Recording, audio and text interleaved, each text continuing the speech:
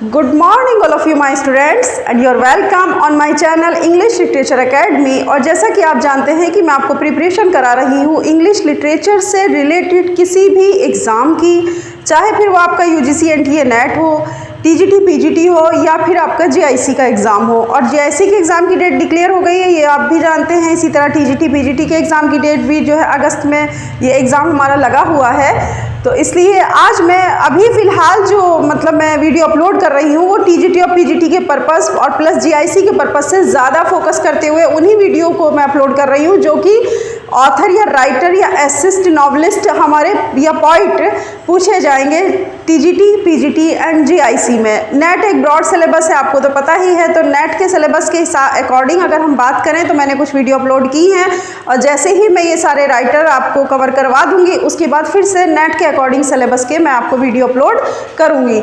चलिए आज हम बात करते हैं चार्ल्स डिकेंस की। चार्ल्स डिकेंस मैं आपको अपलोड कर चुकी हूँ। अब दूसरे आज हम बात करेंगे चार्ल्स लैम्ब की। टंग वाइस ओके। देखिए कभी कभी क्या होता है कि हम लगातार पढ़ाने की वजह से ऐसा हो जाता है, क्योंकि चार्ल्स डिकेंस मैंने इससे प्रीवियस वीडियो में अब जो है आपके साथ डिस्कशन किया था, उसके बाद बहुत बच्चों को कोचिंग में भी पढ़ाया है, तो इसलिए थोड़ा सा चार्ल्स डिकेंस ज़्यादा दिमाग पर छाया है। बात आती है चार्ल्स लैम्ब की जो कि एक एसिस्ट रहे हैं। चलिए बात करते हैं चार्ल्स लैम्ब की। चार्ल्स लैम्ब का टाइम पीरियड रहा 1775-1834, 1775 से 1834। वैसे हिंदी की ज़रूरत नहीं है, आप इंग्लिश में ही याद करिए। 1775 से 1834 was the period of Charles Lamb. और ये क्या थे? ये रोमांटिक एज के ही इनको भी माना जाता है कि ये रोमांटिक एज के एसिस्ट थे।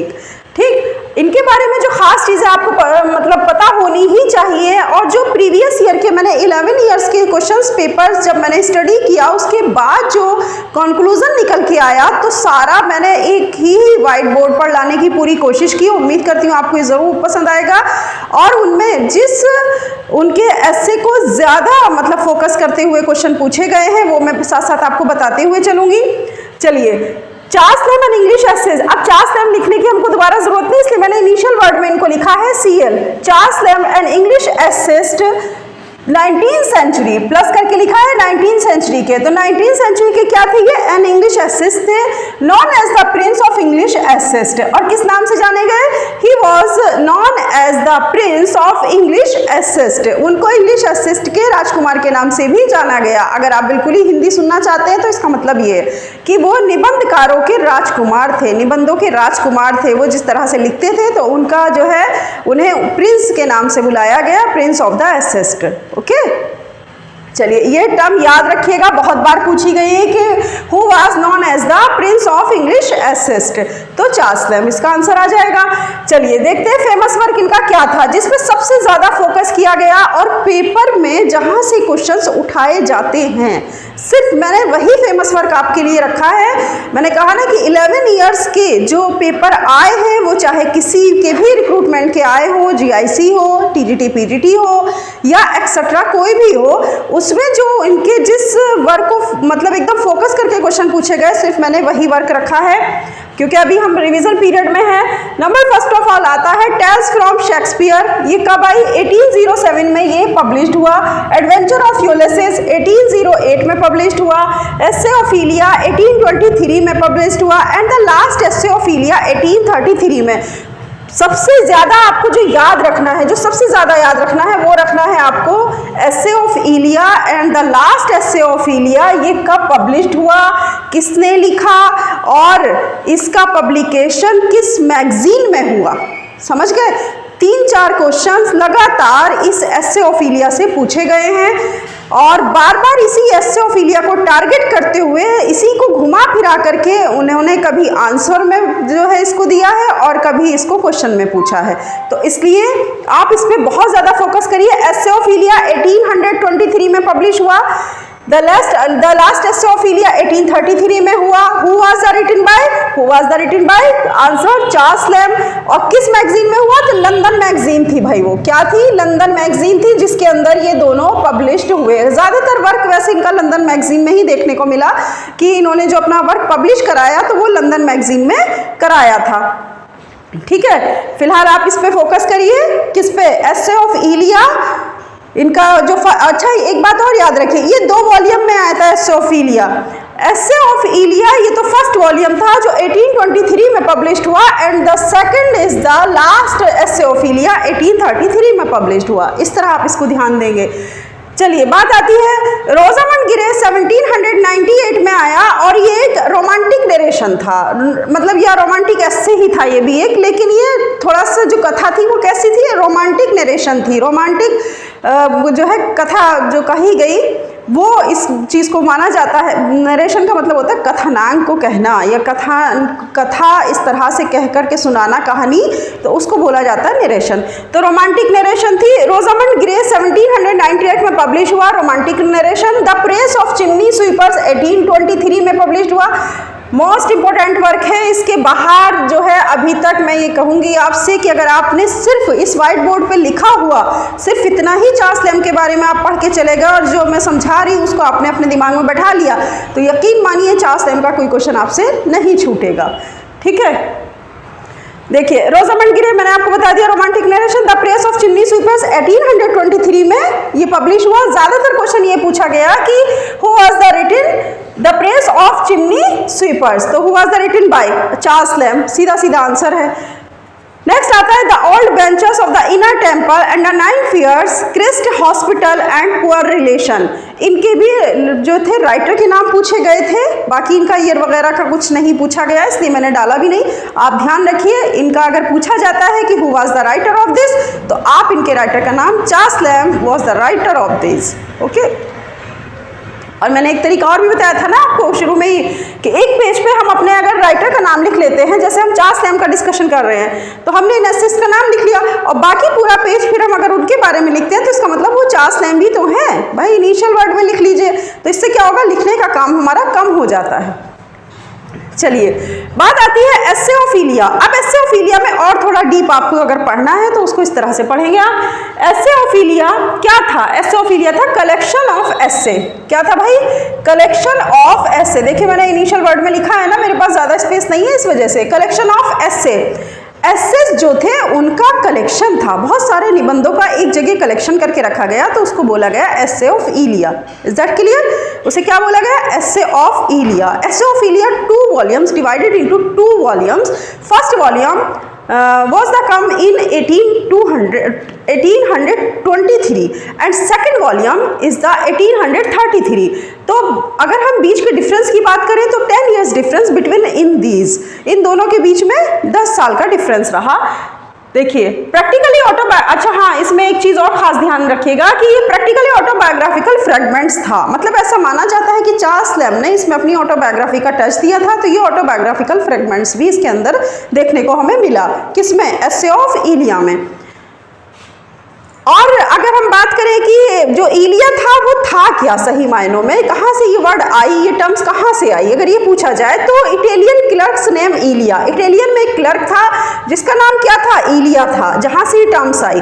दूसरी बात आती है, अब देखिए यहाँ पे मैंने सीएल लिखा है ना, सीएल का मतलब है चार्ल्स लैम्ब। कैजुअल लीव मत समझ लेना इसको, कैजुअल लीव नहीं है सीएल, ठीक है, कैजुअल लीव नहीं है बल्कि चार्ल्स लैम्ब है, इनिशियल वर्ड चार्ल्स लैम्ब है ये। Charles Lamb adopted pseudonym was Elia. Charles Lamb ने सूडोनिम अपनाया था, सूडोनिम मतलब उपनाम, उपनाम जो उन्होंने रखा अपना क्या रखा था? इलिया रखा था। तो चार्ल्स लैम्ब का अगर हम उपनाम की बात करें तो क्या था उपनाम उनका? इलिया था, ठीक है। तो चार्ल्स लैम्ब का जो सूडोनिम नेम था वो था इलिया, और ये 2 वॉल्यूम में पब्लिश्ड हुआ। मैं फिर से बता रही हूँ, फर्स्ट वॉल्यूम 1823 में आया and the last volume is the 1833 में आया। फर्स्ट वॉल्यूम का नाम एसे ऑफ इलिया है and the second volume name is the last essay of Elia है 1833। ओके, चलिए यहाँ तक आपका क्लियर हुआ। अब देखते हैं ऑथर इनको क्या कह के बुलाते थे। ये बहुत मतलब पूछा गया है कई बार, इसी पे क्वेश्चन उन्होंने बेस्ड कर दिया कि बताइए ये नाम इनको किसने दिया और इनको क्या कहकर पूछा गया। तो ये बहुत ज़्यादा इम्पोर्टेंट है कि आप ये भी याद रखें कि इनको क्या कह करके बुलाया जाता था। जो ऑथर्स के बीच ये मशहूर थे तो वो क्या कहते थे। देखिए ये देखिए, असिस्ट पर एक्सीलेंस, हग वॉकर ने इनको ये नाम दिया, असिस्ट पर एक्सीलेंस कहकर बुलाते थे हग वॉकर। नेक्स्ट है द प्रिंस अमंग असिस्ट, क्या कहा जाता था, द प्रिंस अमंग एसिस्ट, निबंधकारों के बीच का राजकुमार। हग वॉकर ने ही ये स्टेटमेंट इनको दिया था या ये इनका नाम पुकारा था, ठीक है। फिर था जेंटल हार्टेड चार्ल्स, ये भी कहा गया इनको जेंटल हार्टेड चार्ल्स। तो ये नाम लेकर के किसने बुलाया, ये नाम लेकर के बुलाया इनके फ्रेंड एस.टी. कॉलरिज ने, जिनका मैंने ये लिखा है। एस.टी. कॉलरिज ने अपनी पोयम एपिथेट में, अगर हम बात करें कि जो एस.टी. कॉलरिज थे वो उनके फ्रेंड तो थे ही, साथ में उन्होंने एक एपिथेट लिखी थी, तो उस पोयम में इनको क्या कह के बुलाया, जेंटल हार्टेड चार्ल्स। हालांकि ये नहीं पूछा गया था, लेकिन मैंने एक्स्ट्रा डाल दिया कि आपको पता रहे कि एस.टी. कॉलरिज ने अपनी पोयम जो एपिथेट थी उसमें इनको ये कह करके बुलाया था। लेकिन अगर सिर्फ स्टेटमेंट पूछा गया था, ये मैं बता दूं कि सिर्फ स्टेटमेंट पूछा गया, बताइए gentle hearted Charles who was the called as, तो आप कह देंगे एस.टी. कॉलरिज, सीधा नाम आप उनका रख सकते हैं अगर ऑप्शन में आता है। नेक्स्ट है टेल्स फ्रॉम शेक्सपियर। अब हम इनका सेकंड वर्क उठाएंगे। पहले हमने एस्ट्रोफिलिया उठाया, फिर ऑथर इनको क्या कहकर बुलाते थे, फिर आता है टेल्स फ्रॉम शेक्सपियर। ये इनका एस्से था, ये किसके ऊपर बेस था, इसको हमको थोड़ा देखना है। Tales from Shakespeare essay an English children book written by bro plus sister. अब इसमें ये खास चीज़ है, देखिए जो मतलब मोस्ट इंपॉर्टेंट होगा मैं साथ साथ आपको इंडिकेट करते हुए चलूंगी। वो कह रहा है टेल्स फ्रॉम शेक्सपियर का जो एस्से है वो एक इंग्लिश चिल्ड्रन बुक थी और लिखी गई थी ब्रो प्लस सिस। ब्रो मतलब भाई चार्ल्स लैम्ब और इनकी जो सिस्टर थी उनका नाम था मैरी लैम्ब। तो इन दोनों बहन भाइयों ने मिलकर के इस बुक को लिखा था। Is that clear? चलिए, तो क्या हुआ ये an English children book written by bro plus sis यानी Charles Lamb and Mary Lamb plus 1807 में ये पब्लिश हुआ था। ये वर्क इनका कब हुआ था? टेल्स फ्रॉम शेक्सपियर 1807 में। एक चीज़ और, प्रोड्यूसिंग जब ये बुक हुई, जब प्रोड्यूस की गई, तो उसके बाद जो स्टार्टिंग के चैप्टर है वो ट्रेजेडीज़ हैं एंड आफ्टर सम टाइम अगर हम बात करें तो वही chapter later on comedies change, मतलब ये जो था कॉमेडीज में चेंज हो गए थे लास्ट में। और स्टार्टिंग में जब ये बुक प्रोड्यूस होती है तो स्टार्टिंग में हम देखते हैं कि इसके कुछ चैप्टर बहुत ट्रेजेडीज वाले थे और लास्ट में वही chapter change into the comedies. इस तरह आप समझिए कौन सी वाली बुक है, टेल्स फ्रॉम शेक्सपियर के नाम से है। टेल्स फ्रॉम शेक्सपियर एसेज है और ये एक इंग्लिश चिल्ड्रन बुक है और written by sis and bro या ब्रो प्लस सिस। इस तरह करके आप कीवर्ड में याद करेंगे, ब्रो प्लस सिस। ब्रो मतलब Charles Lamb and Mary Lamb उनकी सिस्टर है। इस तरह से आप याद रख लीजिए, चार्ल्स लैम्ब एंड सिस है उनकी सिस्टर यानी कि मैरी लैम्ब, और ये ब्रो हो गए। ठीक है, तो बहन भाइयों ने दोनों ने मिलकर लिखी थी, पब्लिश हुई थी 1807 में। और स्टार्टिंग के जो चैप्टर जैसे मैंने आपको बताया, स्टार्टिंग में क्या है, इसमें ट्रेजेडीज है एंड लास्ट की बात करें तो लास्ट में लेटर ऑन कॉमेडीज। ठीक, इस तरह से। चलिए, अब बात आती है, जितना मतलब मैंने कहा ना कि प्रीवियस ईयर के 11 साल के मतलब मैंने 11 ईयर्स के जो क्वेश्चन पेपर देखे उनका फिर जब एक कंक्लूजन निकाला कि किस वर्क को ज़्यादा फोकस किया गया और किस वर्क पे ज़्यादा पूछा गया, और मैंने यहाँ पे कोई भी ऐसा मतलब वर्क नहीं छोड़ा कि जिस पे क्वेश्चन पूछा गया और मैंने छोड़ दिया हो, नहीं, बल्कि मैंने वही वर्क आपके लिए लेकर के आई हूँ कि एक ही वर्क पे या एक ही एस्से या एक ही बुक पे उसमें 3-4 क्वेश्चन बने हुए थे, तो वो फिर मैंने क्या किया, इस तरह से करके कवर करा दिया। जैसे ये कब पब्लिश हुआ, when was the publish of Tales from Shakespeare, तो 1807। ठीक, बुक किसके ऊपर बेस्ड थी, तो an English children book written by किसके द्वारा लिखी गई, तो सिस एंड ब्रो यानी Charles Lamb and Mary Lamb के थ्रू लिखी गई। इस तरह से आप याद कर लेंगे तो इसी में आपके सारे क्वेश्चन कवर हो जाएंगे। मैंने कहा था ना लास्ट मोमेंट है, रिवीजन की ज़रूरत है। अब हमें बहुत ज़्यादा एलोबरेट करके नहीं पढ़ना, बल्कि जो मेन चीज़ें हैं जो मतलब पूछी जा रही हैं, जिन पर फोकस किया जा रहा है। चार्ल्स लैम्ब का पूछेंगे, इसी के अंदर से पूछेंगे, इसके बाहर का क्या पूछेंगे, भाई इसी में सब कुछ आ गया है। तो इस तरह समझिए ना आप इस बात को। चलिए, अब बात आती है चार्ल्स लैम्ब के फ्रेंड्स कौन से थे, तो लाइफ लॉन्ग फ्रेंड थे उनके कॉलरिज ही थे। जहां मैं कॉलरिज लिख दूं समझ जाइएगा कि वो एस.टी. कॉलरिज की बात हो रही है। Admirer and defender of the poetic creed of Wordsworth थे। Admirer and the defender the poetic creed of Wordsworth थे। तो चार्ल्स लैम्ब के 2 फ्रेंड हैं, एक तो एस.टी. कॉलरिज और प्लस वर्ड्सवर्थ। इस तरह से आप इनको समझेंगे। अब बात आती है Charles Lamb started his literary career as a poet plus 4 sonnet in Coleridge poem publish 1796। ये ध्यान देने वाली बात है। क्या चार्ल्स लैम्ब ने अपने करियर की शुरुआत एक असिस्ट के तौर पर ही की थी? नहीं, बल्कि चार्ल्स लैम्ब ने अपने लिटरेरी करियर के जो बिगनिंग की अगर हम बात करें तो उन्होंने एज ए पोइट की थी। एज ए पोइट भी किस तरह से कि उन्होंने 4 सोनेट लिखे थे एस.टी. कॉलिश की पोयम के अंदर, और वो काफ़ी मशहूर भी हुए थे, और वो पब्लिश हुए थे 1796 में। इस तरह आप समझिए। तो चार्ल्स लैम्ब के बारे में अगर ये आता है कि उनके लिटरेरी कैरियर की बिगनिंग या स्टार्टिंग आप किससे मानते हैं? क्या एक एस्से लिख करके, या फिर एक पोइट के तौर पर, as a poet, as a essayist, as a novelist, इस तरह करके हो सकता है पूछा जाए, हो सकता है नहीं बल्कि पूछा गया है। तो आप इसको आंसर यही देंगे कि नो। अगर हम बात करें तो चार्ल्स लैम्ब का जो starting literary career starting is the as a poet, क्योंकि उन्होंने 4 सोनेट लिखे थे एस.टी. कॉलिश की पोयम में, जो कि पब्लिश्ड हुई थी 1796 में। 1796 में ऊपर भी लिख देती हूँ, ये पब्लिश हुई थी, ठीक है। और एस.टी. कॉलिश की पोयम थी और इन्होंने 4 सोनेट लिखे थे। तब आप इसको इस तरह से करके समझ लीजिए। मैंने समझाया तो आपको एक्सप्लेनेशन के साथ है, लेकिन वहाँ डायरेक्ट क्वेश्चन पूछा जाएगा तो आप इस तरह से इसका आंसर देंगे कि एज ए पोइट उन्होंने अपने कैरियर की या लिटरेरी कैरियर की स्टार्टिंग की थी चार्ल्स लैम्ब ने। अब ये पूरा का पूरा वर्क जो है चार्ल्स लैम्ब के ऊपर मैंने आपको कवर करा दिया है। इसके बाहर अगर आप प्रीवियस ईयर के क्वेश्चन या कोई भी अपना मतलब जो है वो अनसॉल्व पेपर या कुछ भी इस तरह का लेकर के आए हैं प्रैक्टिस सेट वगैरह, तो उसे अगर आप लगाएंगे चार्ल्स लैम्ब के, तो आपको खुद पता चल जाएगा कि इस ब्लैक बोर्ड पे कौन सा क्वेश्चन का आंसर नहीं मिला है आपको। सबके आंसर इस यहाँ पर हैं। अगर आप इसको एक बार बस ध्यान से पढ़ लीजिए, समझ लीजिए, और जैसे मैंने आपको समझाया, एक्सप्लेन किया है, उसके अकॉर्डिंग आप कंसंट्रेशन बनाएंगे तो आपका ज़रूर सारे क्वेश्चन आप अपने सॉल्व कर ले जाएंगे चार्ल्स लैम्ब के। इस तरह से आप इसको स्टडी करेंगे। हमें रिवीजन करना है, मैं बार बार कह रही हूँ, रिवीजन करिए, स्मार्ट वर्क करिए, ठीक है। चार्ल्स लैम्ब का स्टार्टिंग से लेकर के कि वो क्या थे, 19वीं सेंचुरी में बहुत ज़्यादा ग्रोथ हुई, known as the prince of English essayist कहलाए, और ये इनका सारा फेमस वर्क था। उसके बाद एस्से ओफिलिया और टेल्स फ्रॉम शेक्सपियर, ये बहुत ज़्यादा पूछा गया है।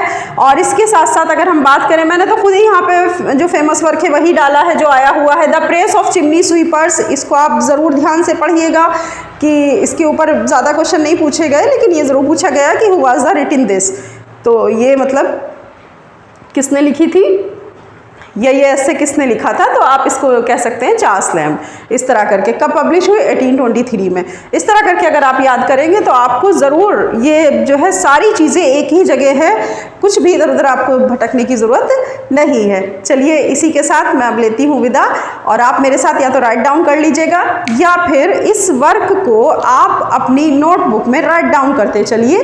और जिस तरह मैंने इनिशियल वर्ड का यूज़ किया, ऐसे ही आप भी इनिशियल वर्ड का यूज़ करके बहुत बड़े कंटेंट को एक छोटे पैराग्राफ में ला सकते हैं। चलिए, अपना ख्याल रखिएगा। नेक्स्ट वीडियो में मैं फिर कुछ अच्छा कंटेंट लेकर आपके लिए आऊँगी। अल्लाह हाफिज़। जाने से पहले चैनल को शेयर, सब्सक्राइब और लाइक ज़रूर कर दीजिएगा। ओके।